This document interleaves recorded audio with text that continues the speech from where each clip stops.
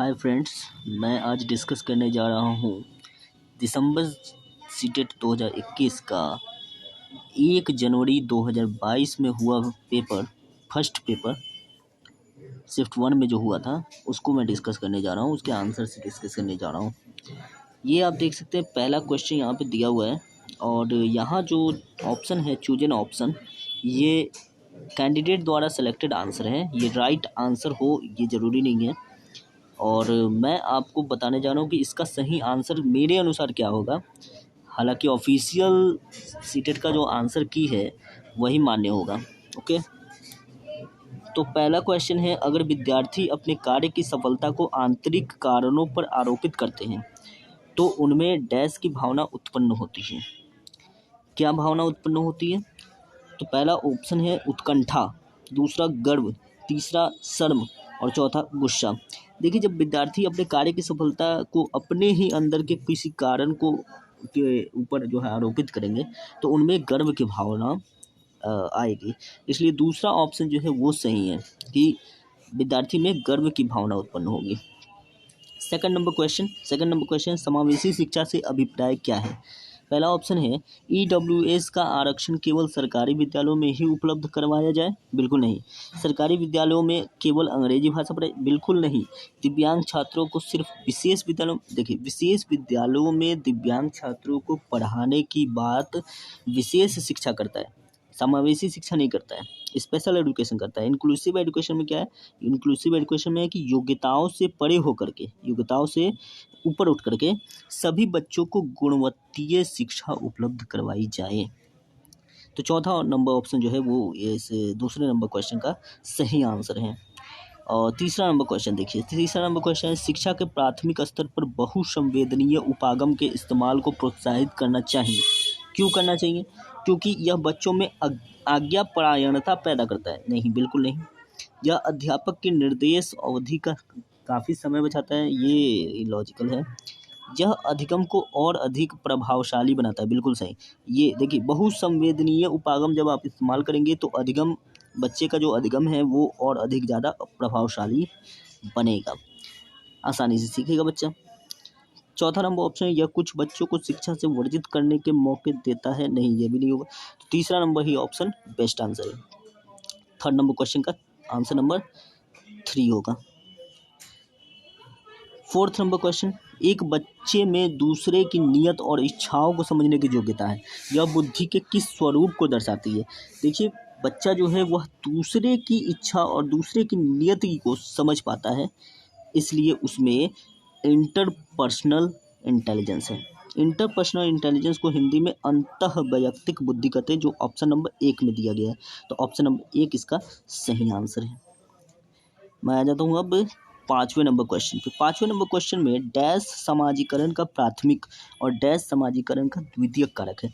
तो प्राथमिक कारण, समाजीकरण का प्राथमिक कारण जो है वो परिवार होता है और द्वितीयक कारण जो है या द्वितीयक कारक जो है वह इसमें से चूज कर लीजिए कौन होगा।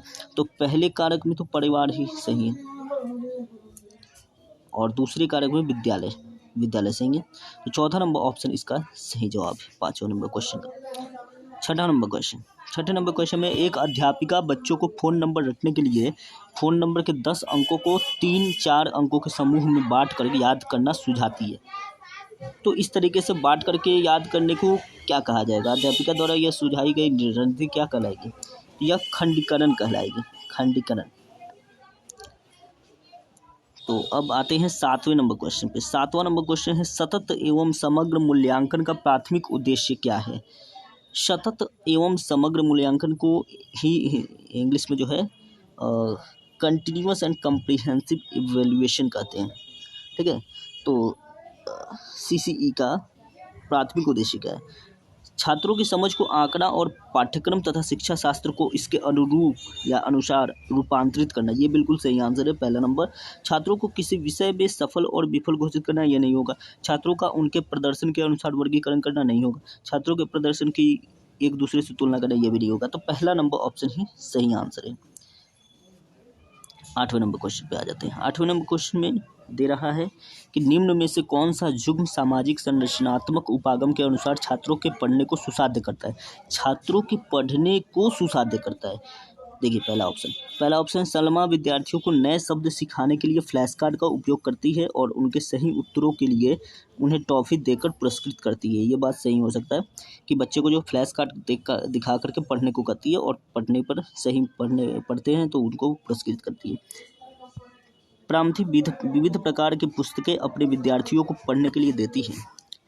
जो विद्यार्थी एक विशिष्ट पुस्तक पढ़ते हैं उन्हें नियमित रूप से पुस्तक पर परिचर्चा करने के लिए कहती है। ये भी सही हो सकता है क्योंकि पढ़ के और उसके पे चर्चा करेगा तो फिर जो है उसके पढ़ना जो है सुसाध्य हो जाएगा। अरुंधति नए शब्दों का अर्थ समझने के लिए संबंधित संकेतों का इस्तेमाल पर बल देती है। संकेत के इस्तेमाल से पढ़ने में कोई साधन नहीं मिल पाएगा। और रेखा अपने विद्यार्थियों को उन शब्दों को 5 बार लिखने के लिए कहती है, तो ये भी लिखने से संबंधित है। तो पढ़ने से संबंधित 1 नंबर और 2 नंबर ऑप्शन सही है, इसलिए चौथा नंबर ऑप्शन ही सही आंसर है। 1 नंबर और 2 नंबर इसमें दिया हुआ है चौथे में। 9वां नंबर क्वेश्चन है, एक प्रगतिशील कक्षा की निम्न में से कौन सी विशेषता है। तो प्रगतिशील कक्षा की निम्न में से कौन सी विशेषता सबसे बेस्ट होगी। योग्यता आधारित अस्थायी अलगाव नहीं होगा। ड्रिल और अभ्यास पर जोर देना, ये प्रगतिशील शिक्षा का ये नहीं है। सहयोगिता पूर्ण अधिगम, हाँ ये सही है। तीसरा नंबर ऑप्शन जो है वो सही लग रहा है मुझे। सहयोगिता पूर्ण अधिगम ही इसका सही आंसर होना चाहिए। 10वां नंबर क्वेश्चन है, 5 वर्षीय नसीमा को यह लगता है कि चिकनी मिट्टी के गोले को यदि दबा करके एक सांप के रूप में परिवर्तित करे तो चिकनी मिट्टी बढ़ जाती है। यानी कि उसके अंदर जो है वस्तुओं का संरक्षण नहीं आया है। हाँ, वस्तुओं का संरक्षण जिसको कहते हैं कंजर्वेशन, तो कंजर्वेशन अभी नहीं आया है, कंजर्वेशन का गुण नहीं आया है। इसका मतलब कि बच्चा जो है वो अभी 3rd स्टेज जो जीन पियाजे के द्वारा दिया गया 3rd स्टेज है, क्या है, मूर्त संक्रियात्मक अवस्था। मूर्त संक्रियात्मक अवस्था में नहीं आया बच्चा, अभी बच्चा पूर्व संक्रियात्मक अवस्था में। पूर्व संक्रियात्मक अवस्था में कौन सी विशेषता होती है और इसका क्या कारण है। तो इसका कारण होगा जीववाद, ये नहीं होगा, केंद्रीयता ही इसका कारण होगा, केंद्रीयता। 2nd नंबर ऑप्शन जो है सही जवाब है इसका। 11 नंबर क्वेश्चन में लेव वाइगोत्स्की ने बच्चे के स्वयं से संवाद करने की क्रिया के लिए एक शब्द का प्रयोग किया है और वो शब्द है स्वकेंद्रीयवाद। स्वकेंद्रीयवाद इसका सही आंसर होगा। निजी संवाद जो है प्राइवेट स्पीच को कहा जाता है, ये जीन पियाजे ने कहा है। और स्वकेंद्रीयवाद या अंतः केंद्रीयवाद इंटरनल स्पीच की बात जो है लेव वाइगोत्स्की ने कहा है। तो 2nd नंबर ऑप्शन इसका सही जवाब होना चाहिए मेरे अनुसार। 12 नंबर क्वेश्चन, निम्न में से अधिगम की कौन सी दशा पर विद्यालयों में सबसे अधिक बल देना चाहिए। निम्न में से अधिगम की कौन सी दशा पर विद्यालयों में सबसे अधिक बल देना चाहिए।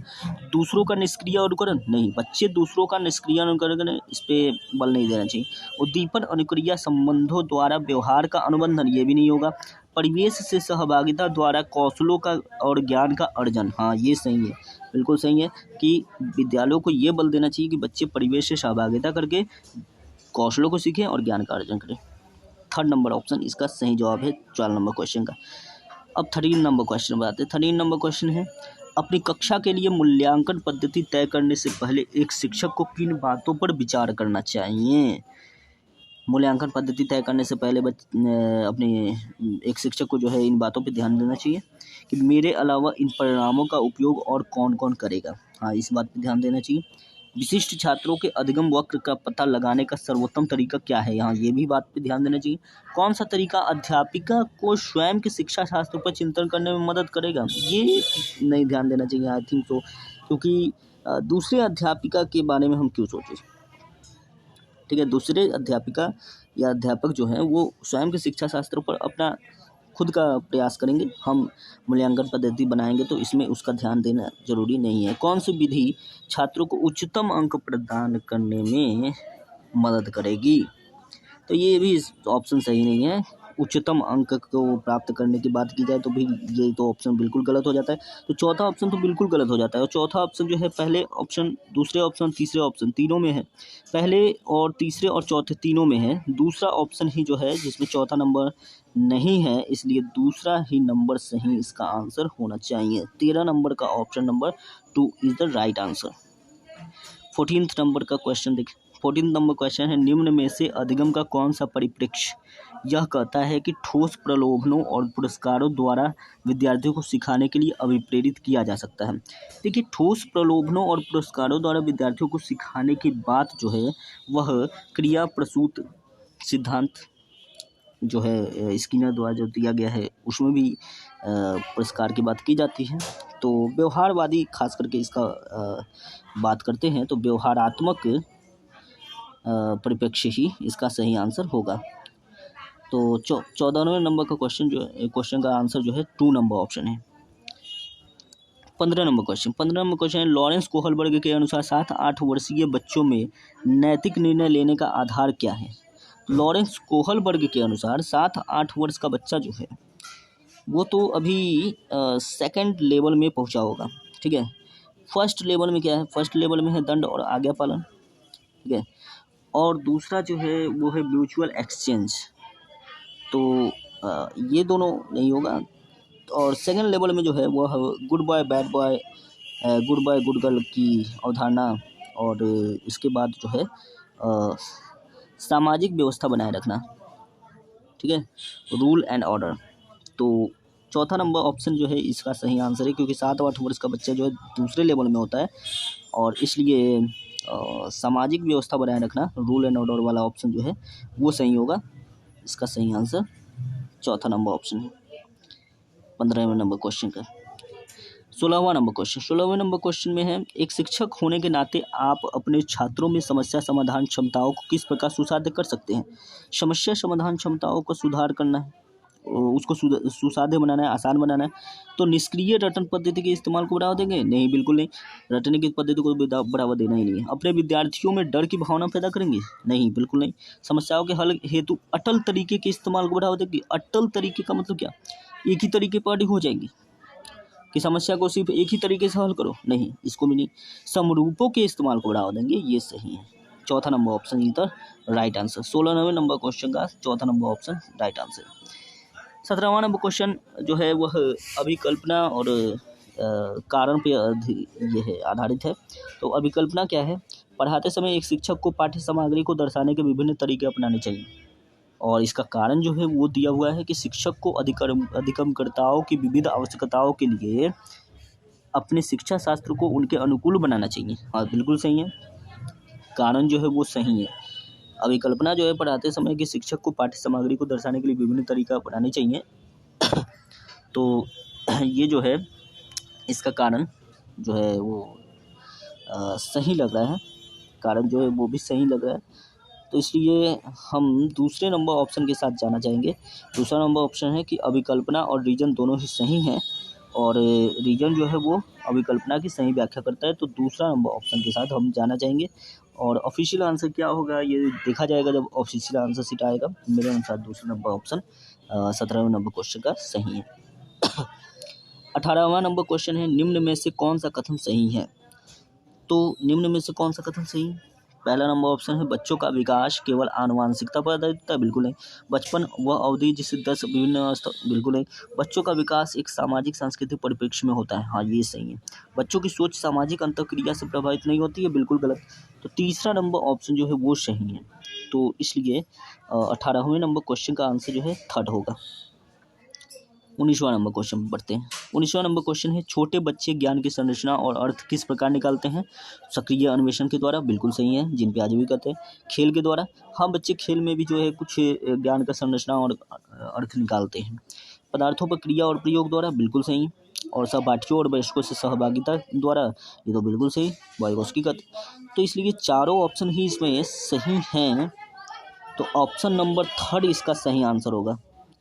19वें नंबर क्वेश्चन का option number third is the right answer. 20वां नंबर क्वेश्चन में निम्न में से कौन सा सृजनात्मकता का अनिवार्य लक्षण है। सृजनात्मकता के लिए अनिवार्य लक्षण जो है वह है अपसारी चिंतन। अब सारी चिंता मतलब डाइवर्जेंट थिंकिंग, एक से बढ़कर के अलग अलग दिशाओं में सोचना। चौथा number option is the right answer of this question number 20। Question number 20 का आंसर चौथा है।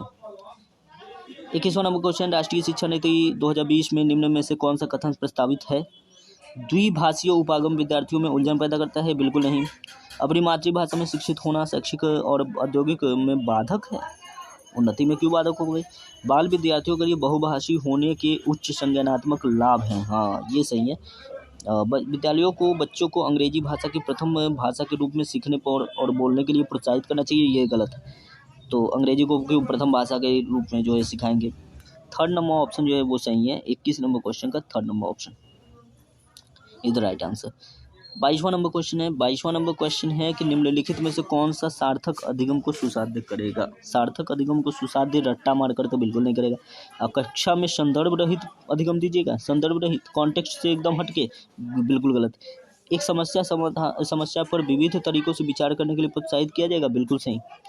शिक्षक द्वारा संपट पर लिखे गए, ये गलत है, नकल नहीं करवाना है। तो तीसरा नंबर ऑप्शन जो है सही है। 22वां नंबर क्वेश्चन का answer number third, option number third is the right answer. 23वां नंबर क्वेश्चन।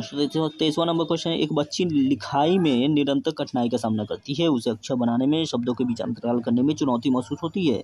यह लक्षण किस अधिगम विकार को दर्शाता है? आलेख अधिगम विकार है। लिखने से संबंधित ना, आलेख वैकल्य जो है इसका राइट आंसर होगा। 24वां नंबर क्वेश्चन, निम्न में से कौन सा नियम यह सुझाव देता है कि शरीर के विभिन्न अंग विकास के विभिन्न चरणों में भिन्न भिन्न दरों से विकसित होते हैं? हाँ, विभिन्न अंग जो है शरीर के वो भिन्न भिन्न रेट से, अलग अलग रेट से विकसित होते हैं। यह विकास का असतत प्रक्रिया है। विकास का असतत प्रक्रिया का सिद्धांत है कि विकास जो है एक असतत प्रक्रिया होती है, इनकंटिन्यूअस डिसकंटिन्यूअस प्रोसेस होती है। यह जो है जरूरी नहीं है कि कंटिन्यू एकदम एक ही रेट में होते रहेगी, अलग अलग रेट होती है इसके। विकास के विभिन्न दरों का सिद्धांत कह सकते हैं, या फिर आप कह सकते हैं कि विकास एक असतत प्रक्रिया है। चौथा number option is the right answer of question number 24।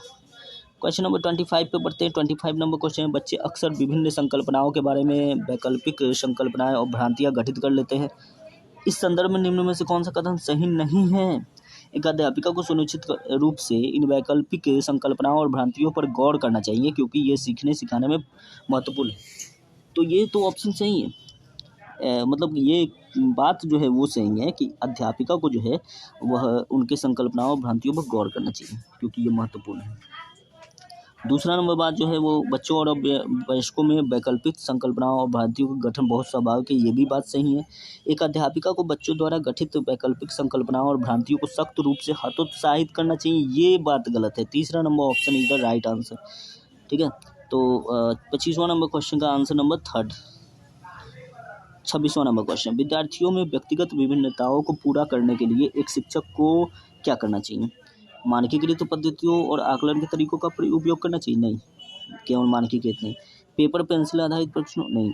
रटन? नहीं, बिल्कुल नहीं, रटन तो बिल्कुल नहीं। शिक्षा शास्त्रीय उपागमों और मूल्यांकन के विविध साधनों का उपयोग करना चाहिए। तो चौथा number option is the right answer of 26 number question. 26 number question का चौथा नंबर ऑप्शन सही है। जेंडर भूमिकाएं कैसी होती हैं? जैविक संरचनाएं होती हैं? नहीं, जेंडर भूमिकाएं जो है वो जैविक संरचनाएं नहीं होती हैं। मतलब इसको जो है बायोलॉजिकल फैक्टर नहीं है, ये आनुवांशिक निर्धारित होता है? नहीं, जेनेटिक्स निर्धारित नहीं करते हैं जेंडर भूमिका, समाज निर्धारित करती है। अधिग्रहित व्यवहार है? हाँ, अधिग्रहित है, बाद में ग्रहित हो जाती है। जन्मजात व्यवहार? नहीं। तो 27 नंबर क्वेश्चन का answer number third, option number third is the right answer. 28 number question. 28 number question है, लेव वाइगोत्स्की के संज्ञानात्मक विकास का सिद्धांत डैश पर आधारित है? तो ये तो सामाजिक संरचना पर आधारित है, option number 1 is the right answer of question number 28। 29 number question. 29 number question है, जीन पियाजे के सिद्धांत में क्रमबद्धता किस संदर्भ में प्रयोग हुआ है? क्रमबद्धता जो है वह संदर्भ हुआ है वस्तुओं को किसी एक आयाम जैसे लंबाई पर आधारित क्रम देना। हाँ, ये सही है। तीसरा number option is the right answer of 29 number question. अब 30 नंबर क्वेश्चन। 30 नंबर क्वेश्चन है, आनुवांशिक विन्यास से पूर्व निर्धारित रूप से प्रकट होने की प्रक्रिया डैश कहलाती है? देखिए, आनुवांशिक विन्यास के पूर्व निर्धारित रूप से प्रकट जैसे जैसे होता है आनुवांशिक विन्यास, उसको हम लोग परिपक्वता कहते हैं। परिपक्वता is the right answer. 30 number question का ऑप्शन नंबर 1 सही है। ठीक है, तो ये रहे CDP का डिस्कशन। मैं CDP का डिस्कशन ही करूँगा। बाद में जो है बाकी सेक्शंस को भी देखूँगा। तो अभी इस वीडियो में तो आज के लिए इतना ही। तो आप लोगों को ये वीडियो कैसा लगा, बहुत हेल्पफुल लगा या नहीं लगा, आप जो है अपने कमेंट हमारे कमेंट बॉक्स में दे सकते हैं। ओके, तब तक के लिए मैं अगले वीडियो में फिर आपसे मिलूँगा। तब तक के लिए धन्यवाद।